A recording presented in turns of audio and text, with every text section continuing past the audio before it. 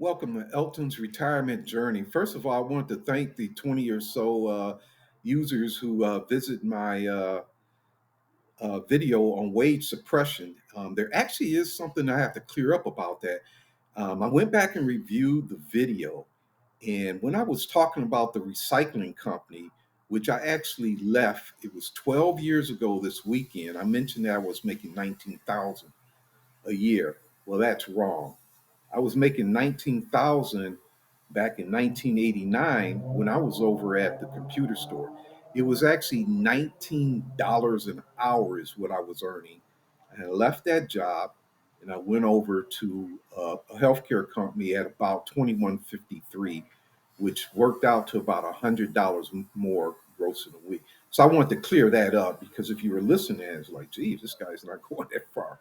But anyway, I wanted to thank those who were coming through. And since this is a forum where you're going to get a lot of advice from people, we want to make it right. I want to come back and correct that because a lot of the people on here are talking, they've already met with financial consultants. They paid the fees, or through trial and error, they learned about their retirement, and that's why they're conveying that. The other thing I want to say is that in that video about wage suppression, I was talking about how I was going from one job to another and getting additional money. Now, the first job I had in the computer business, I had an offer in hand when I stayed with that company. The flat panel display company, I did not have, although I was actively updated. I kind of had them by the balls. And what I want to tell you about that is I don't think it's a good idea for you to go storming in the HR director's office like I did. Um, I was much younger than that. I had to be about 38 or something like that. And the IT business was really booming and it was so easy to get another job. But nowadays, that might be something you want to use a little bit more tact. So I would just want to clear that up. But today's subject that I want to talk about is what can you do to earn some extra money while you're working and while you're in retirement and you just have extra time.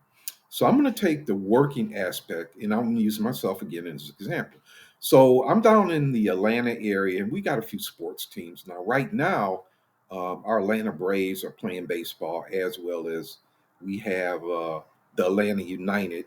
And as we move into right around Labor Day, going into the summer, you're going to start having concerts at outdoor venues. These type of positions are all looking for people to staff the gates, to work the VIP sections, and basically be out there in the parking lots and things like that. Now, on game day and concert day here in Georgia, it gets awfully hot. So I'm not doing that anymore. I actually did that for quite a few years, and we were making. I don't think I ever made more than $10 an hour working these outside concerts. I'm just not doing it at 62. Forget it. It's just too freaking hot to be working at the gate checking bags. But for a younger person, that's something you can do to make some extra money. Those concerts usually run to 5 to 7 hours, depending on who's there. The soccer games that I'm working at now, which I'm happy to say I'll be on 6 to 7 days. Every Saturday, I'll be working a soccer game. And that gets paid every couple weeks, depending on the pay period. You can make some extra money doing that, as well as baseball is in full swing now. Baseball is a little bit different. You could have all weather type events, depending on where your position's at, and you could have in 7 days 4 games.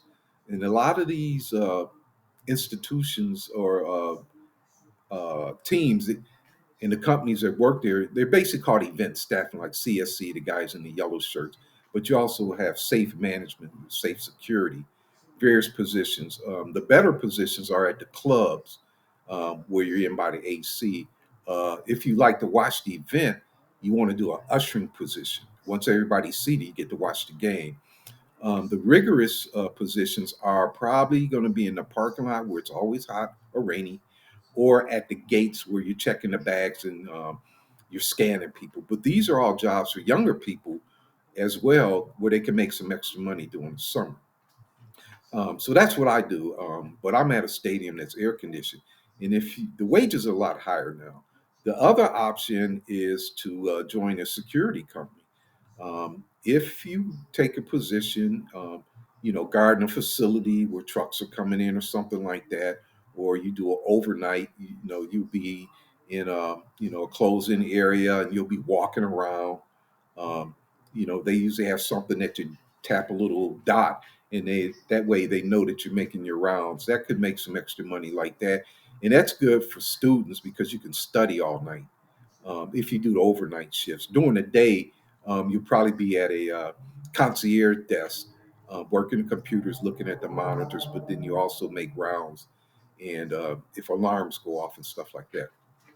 But have been in the recycling business for a while, and in that business, there was a couple easy ways to earn money, and this is just driving down the street. So, on one occasion, I picked up a battery, threw it in my car, and took it to work, and I think I got $4.50. But this is many, many years ago, because I left that recycling business 4/27 of 2012. I just pulled up my old resume so I could update you folks on it. The other thing is rims. The rims, I found a couple rims in the dumpster as I went out to dump my trash, and I took those in. Now the rims themselves, that's metal. It has to be clean, and what it means is clean is that the weights that balance the tires. Had I took those off, I would have got an extra $10 per rim. I think I got $24. Had I took those off, I would have got an extra $10 per rim, or $43. Now I took those rims in last year, I do believe. The other thing is aluminum cans. Now, aluminum cans, they're paying about 49 cents a pound. You need about 20 beer cans to make a pound or something like that. But, if you drink a lot of Cokes and stuff like that, and you got the big, big gallon dumpsters like you might see at some buildings that you may have worked at, you fill that up, you take that in, and the aluminum cans, um, they'll get you some money too. Probably enough to buy a sandwich, or sometimes less than that. Just taking them in, get enough to get a loaf of bread. At 49 cents a pound times four, you can add it up. It's about a couple bucks. The other thing is you want to look at radiators also, and copper wire, all that kind of stuff. You could pick up. When I was at the recycling company, we had guys that they would just go around and pick up stuff. Um, Most cities had the bulk trash days, and you could just go out and pick up all this stuff. And there were some guys making about $25,000 a year, and just going around picking up stuff. And I remember talking to a guy, and he told me he invested in a trailer hitch. Well, it was like you could use it to tow cars. He said it costs about 1,300, but he can hitch it on and he can go around tow people's cars. Excuse me. In the recycling business, the big money is in the cars. And the way it works is if you get a used car that doesn't run, um, if you want to avoid the deductions, you want to punch a hole in the gas tank about the size of a basketball, and you want to drain the oil as well as the radiator fluid. And you buy the car, say you give somebody 75 bucks for it, you get the title, and you take that into a recycling facility that has a shredder or where they buy cars. The shredder, what that will do is um, you can take like refrigerators, cars, and washing machines. They put it on a conveyor. It goes down and it smashes it up. The average car, you can get about seven different metals from it. But these are all ways that a person can make some extra money.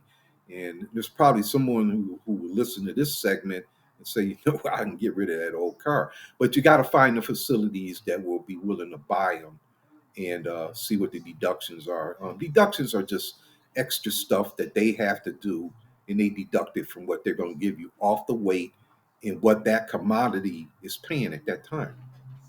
Because ferrous metal is when you have things like magnets will stick to them. Non-ferrous is things that will not. have a magnet stick to it. That'd be your aluminum cans and stuff like that, brass and probably things like that. But those are ways that a person can make some extra money because we do have a gentleman on the that listen to quite a bit. It's in the metal detection. As he finds stuff, all he has to do is just throw it in a bucket until he gets enough weight, and he can take it to a recycler. They'll buy it. Or if you pick up a radiator, and a couple batteries, you may want to have a few different things when you go down there instead of just going with a couple batteries. And it all depends if you want to have that junk laying around. But those are a couple tips that I wanted to give you on how you can make some extra money. It's mostly with the part-time jobs in the event staff, and I think that's going to be the most. But if I find something, I'm still going to take it. I just took some cans in a couple weeks ago. I had 4 pounds at 49 cents a pound. So it takes a lot of cans to make some money, but we're still saving the environment by doing that. And that's pretty much all I had on this segment. Um, the next segment I'm going to come up with, I wanted to talk about the health savings account and a positive experience I had with that for those of us who have high deductible um, insurance and have a health savings account where we can put some money in it. If we got a big surgery coming up, how you can get some money into it out of your IRA. But I'll cover that in detail on my next episode.